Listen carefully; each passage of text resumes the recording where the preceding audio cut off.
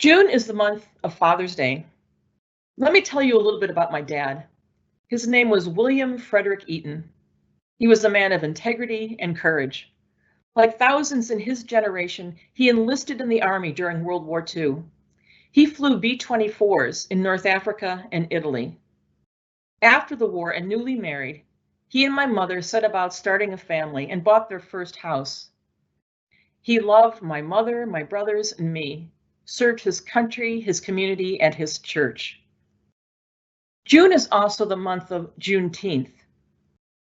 In 1863, Abraham Lincoln issued the Emancipation Proclamation, but it wasn't until June 19, 1865, that the news reached Texas, the last slave-owning state.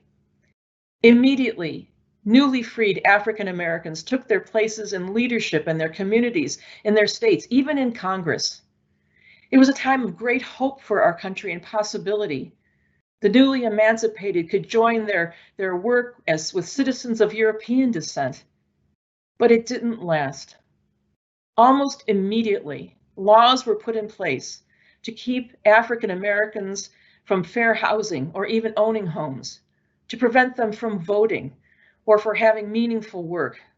We know about Jim Crow, the horrible rise of the Ku Klux Klan, and the evil of lynching. Here's where my father's story and the story of not yet completely emancipated African Americans intersect. My father's bomb group was protected by a fighter escort squadron. These were the Tuskegee Airmen, the Red Tails. Their job was to protect men like my dad as they flew missions. Now, when my dad came home, Congress had enacted the GI Bill, which made it possible to get student loans and low-interest housing loans. However, you had to be white.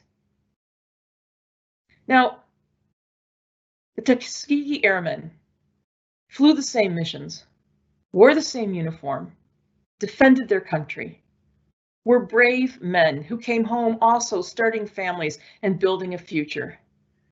But though on paper and by law, the GI Bill extended to them, in reality and practice, they were barred from its benefits. This does not mean that my father was not a brave man who worked hard for what he earned, nor does it mean that white people don't work hard or earn what we have achieved. But it does mean that there is white privilege. Now that we know about it, we have to do something about it. Jesus said, "You will know the truth, and the truth will make you free." Well, the truth is we don't have a level playing field, and the truth might hurt, but it will bring liberation for all of us. We are not free until all of us are free.